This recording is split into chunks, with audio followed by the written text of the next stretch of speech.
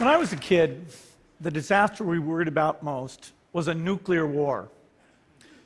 That's why we had a barrel like this down in our basement filled with cans of food and water. When the nuclear attack came, we were supposed to go downstairs, hunker down, and eat out of that barrel. Today, the greatest risk of global catastrophe doesn't look like this. Instead, it looks like this.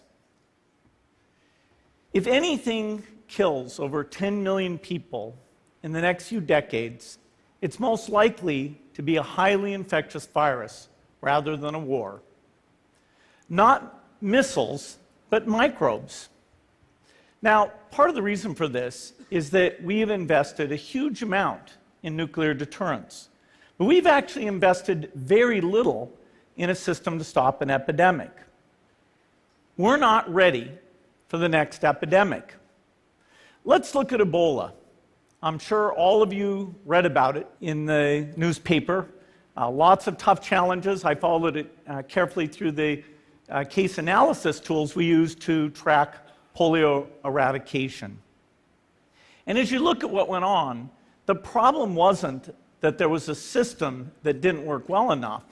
The problem was that we didn't have a system at all. In fact, there are some pretty obvious key missing pieces.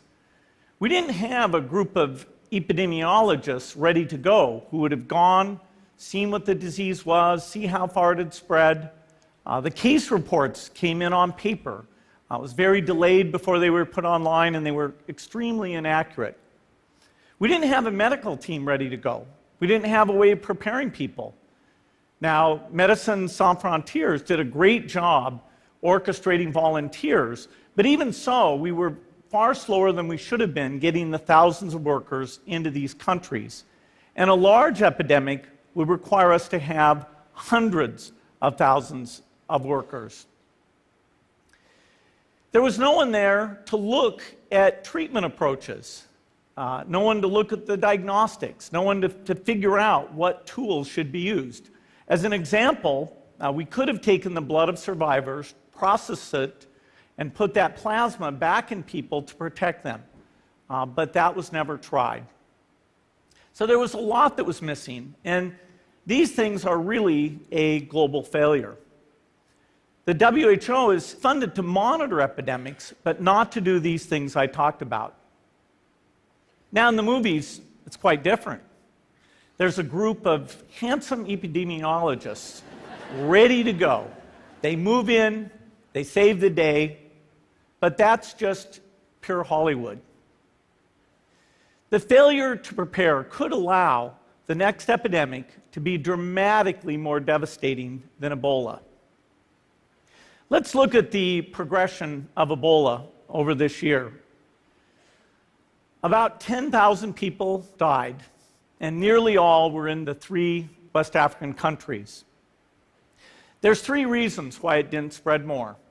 The first is there was a lot of heroic work by the health workers. They found the people and they prevented more infections. The second is the nature of the virus. Ebola does not spread through the air. And by the time you're contagious, most people are so sick that they're bedridden. Third, it didn't get into many urban areas, and that was just luck. If it had gotten into a lot more urban areas, the case numbers would have been much larger. So next time, we might not be so lucky. You can have a virus where people feel well enough while they're infectious that they get on a plane or they go to a market. The source of the virus could be a natural epidemic like Ebola, or it could be bioterrorism. And so there are things that would literally make things 1,000 times worse. In fact, let's look at a model of a virus spread through the air like the Spanish flu back in 1918. So here's what would happen. It would spread throughout the world very, very quickly. And you can see there's over 30 million people die from that epidemic. So this is a serious problem. We should be concerned. But in fact, we can build a really good response system. We have the benefits of all the science and technology that we talk about here. We've got cell phones to get information from the public and get information out to them. We have satellite maps where we can see where people are and where they're moving. We have advances in biology that should dramatically change the turnaround time to look at a pathogen and be able to make drugs and vaccines that fit for that pathogen. So we can have tools, but those tools need to be put into an overall global health system, and we need preparedness. The best lessons, I think, on how to get prepared are, again, what we do for war. For soldiers, we have full-time waiting to go. We have reserves that can scale us up to large numbers. NATO has a mobile unit that can deploy very rapidly. NATO does a lot of war games to check, are people well-trained? Do they understand about fuel and logistics and the same radio frequencies? So they are absolutely ready to go. So those are the kinds of things we need to deal with an epidemic. What are the key pieces? First is we need strong health systems in poor countries. That's where mothers can give birth safely, kids can get all their vaccines, but also where we'll see the outbreak very early on. We need a medical reserve corps, lots of people who've got the training and background who are ready to go with the expertise. And then we need to pair those medical people with the military, taking advantage of the military's ability to move fast, do logistics, and secure areas. We need to do simulations, germ games, not war games, so that we see where the holes are.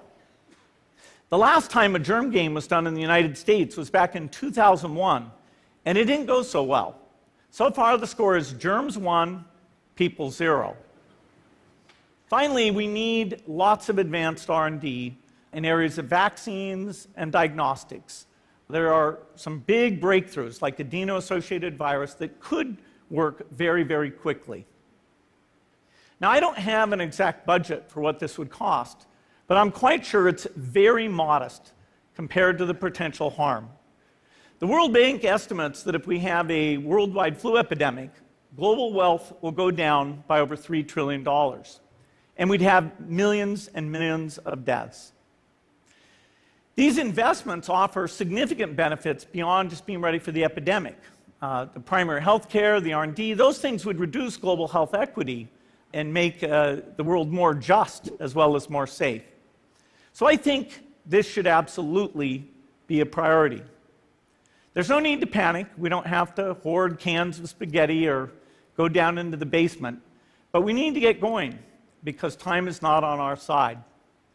In fact, if there's one positive thing that can come out of the Ebola epidemic, it's that it can serve as an early warning, a wake-up call to get ready. If we start now, we can be ready for the next epidemic.